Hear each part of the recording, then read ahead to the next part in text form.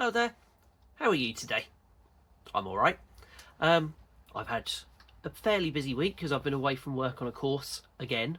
So it won't be until not next week but the week after that I'm actually doing my normal job because of when my shifts fall.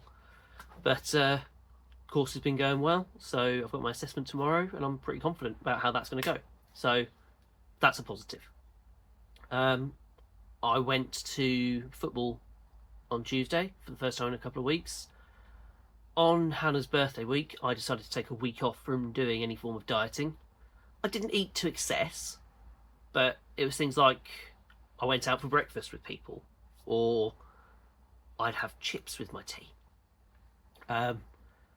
And since I last went, I've put on about 4 kilos, which means that everything that I'd lost this season has been completely put back on again. I'm back to square one, and what was I going to say? Yeah, it's a bit shit, really. But the positive is we're in the cup final, and I should lose weight this week, so I've got a chance of winning a trophy. If I do, I'll be sure to let you know, and I may even put a photo of the team somewhere around there. So I've not done anything as far as my weight loss is concerned, but I have got some games that I've got for weight loss to show you, because Hannah's decided she's happy where she is, so she's not going to be pushing to get her Wii U games, so I'd let her have all of the ones I had accumulated, and in return she let me have all of the Mega Drive games that she had accumulated. So she has given me, oh god, this is on the other side of the room pretty much, Brian Lara Cricket, which again this is the first one.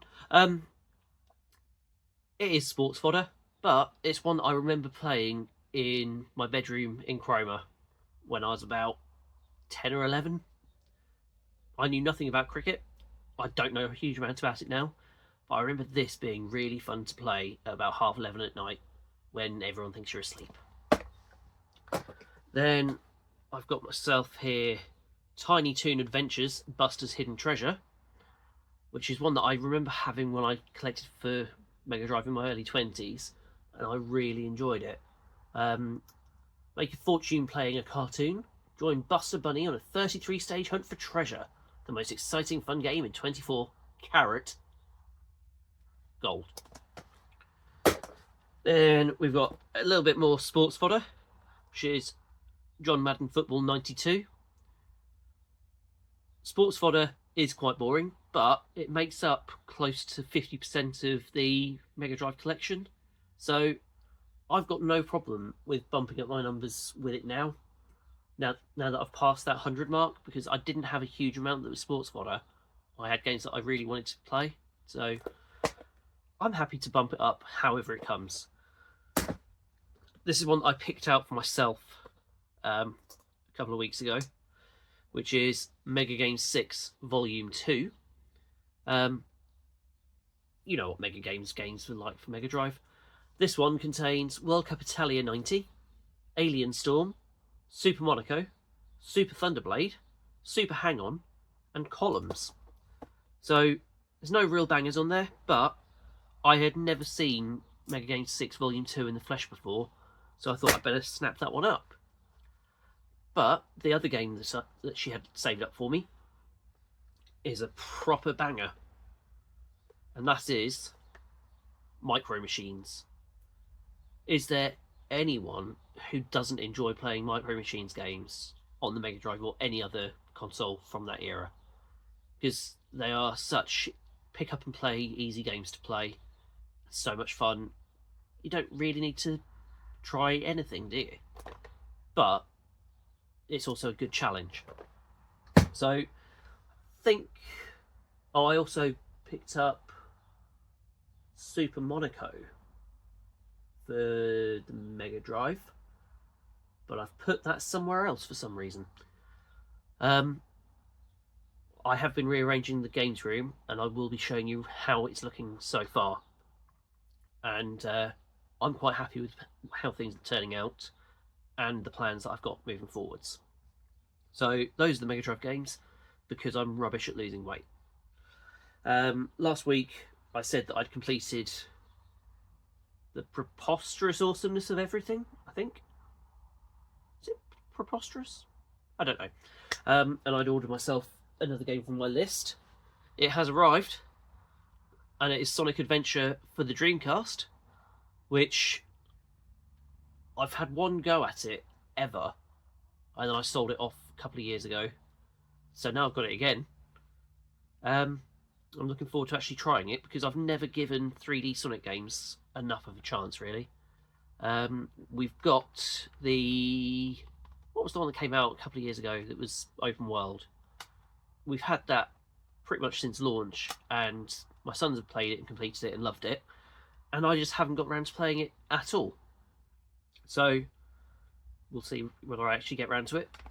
So that's where I am as far as challenge is concerned. Other than that, the only things that have been going on is I've started decorating the hall, and I'm literally just painting one wall or one surface per day because I'm doing the hall and the landing, and I'm literally doing like half an hour to an hour each day, so it'll be done spread over the next 2 weeks. So that's been enjoyable. Well, as enjoyable as decorating gets. But I've been playing on the PlayStation more than usual lately, and the game that I've been playing, which has been so much fun, is Atari Mania for the PS5. I believe it's available on Switch as well, which probably means it's available on Xbox. I picked this up, about a week and a half ago. In Smith's, it's currently reduced to $9.99. Reduced down from about 30. It's not a £30 game, nowhere near. But for £10, it is so much fun. It's basically like a WarioWare game, but based around Atari games. But there will also be mini games in there that are mashups of games. So you'll have to do things like using an archer. You've got to protect a millipede from zombies, and you've got to do that for about 15 seconds to progress the story, because the storyline is basically all of the Atari games are kept in a museum, and you are the caretaker, but dead pixels have started to take over some of the games, so you've got to fight these entities of dead pixels to rescue everything in the museum. So you've got, say, 5 lives to do 10 levels, including that particular boss. And I really cannot recommend this game enough, because it is so much fun.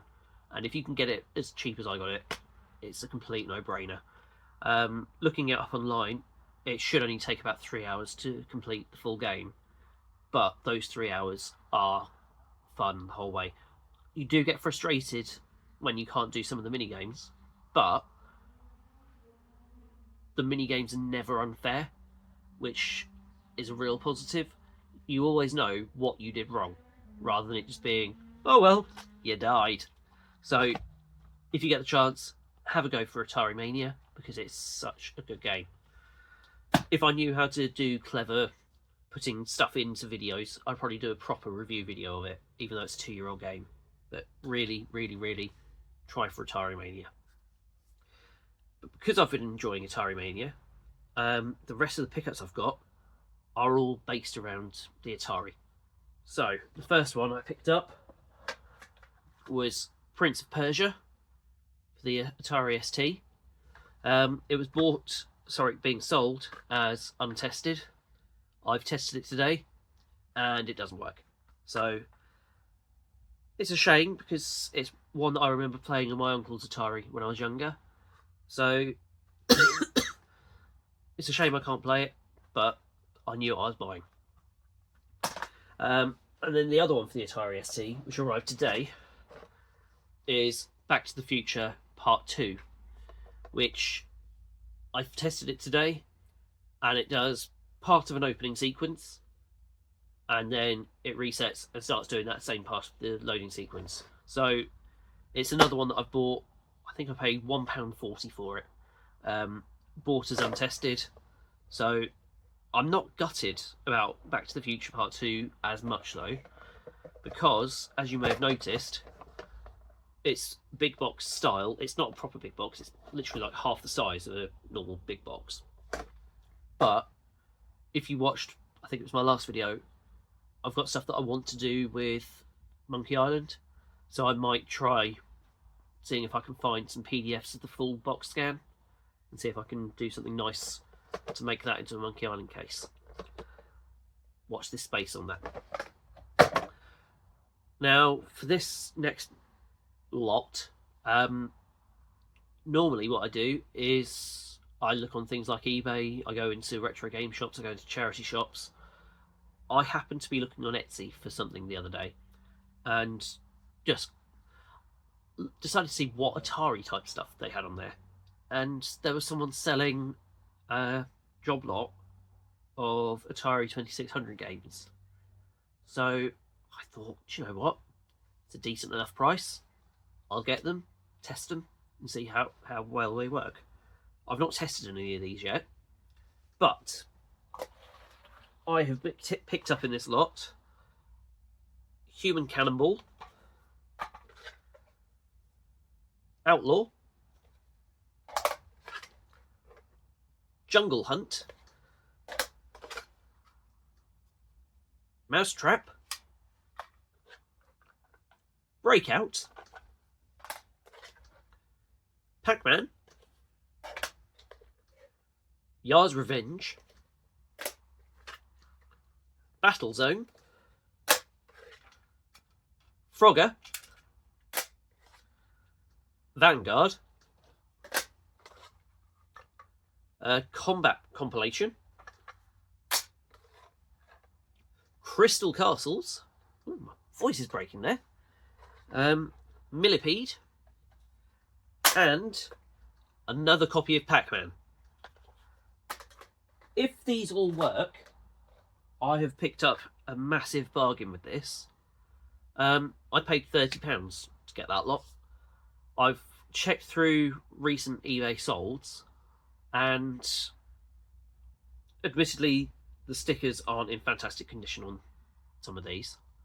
But going by the recent solds, if I'd been buying them individually on eBay, I would have paid closer to 90 for them.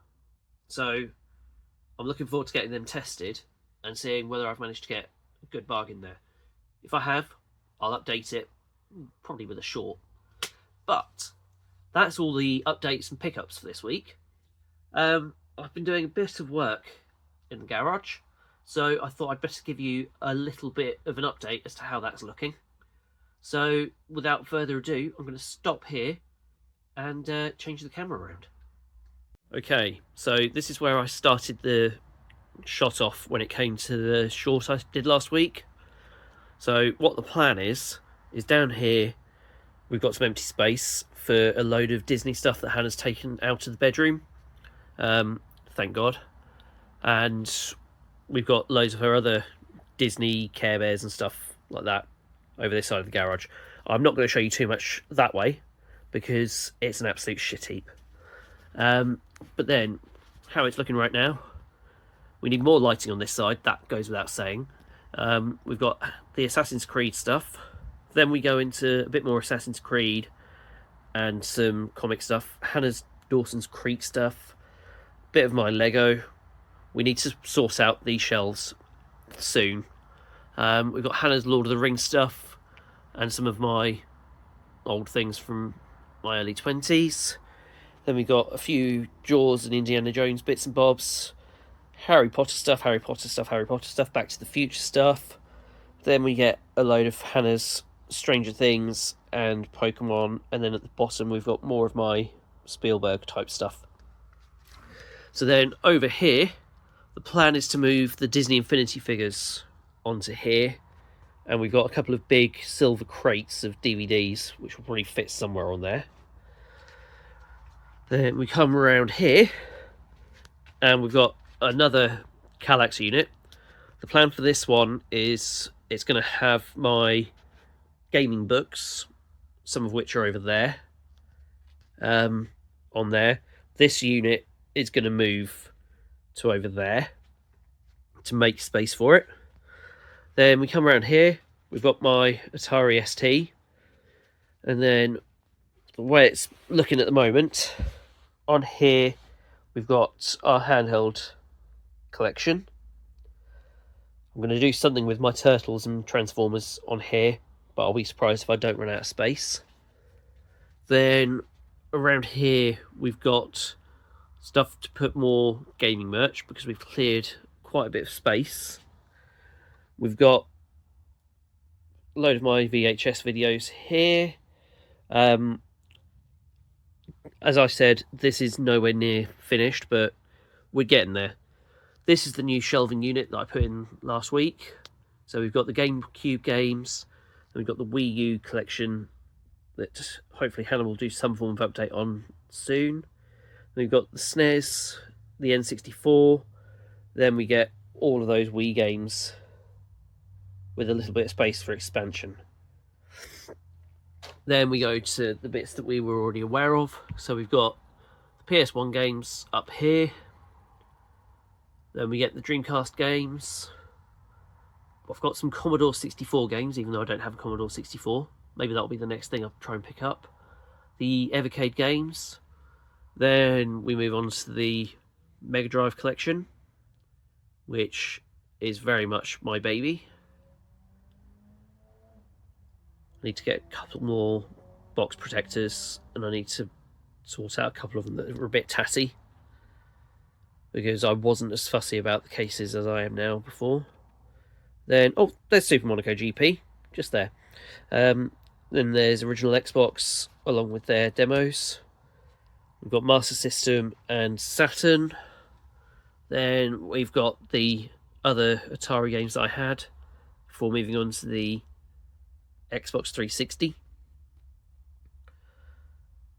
And we've got a couple of more books that have made their way down there for some reason. And there's also an Amiga game, no, a Spectrum game of Postman Pat 2. Oh, what am I doing? I've never tried playing with Zoom before. Then we move on to PlayStation. So we've got the PS2 stuff down here. Then that moves into PS3. Because I've moved out the PSP stuff, I've got an empty space, so I can shuffle the PS3 stuff down a bit to make a bit more space for the PS2, so I don't have them lying on top. And then we have the TV with the consoles all rigged up in front of it. And then there's another unit there, which is just going to be a load of boxes at the moment. So that is where we are as far as any form of games room update is concerned. So there we are. That's all the updates for this week. I'll catch you next time. Bye. So there we are. That's all the updates for this week. I'll catch you next time. Bye.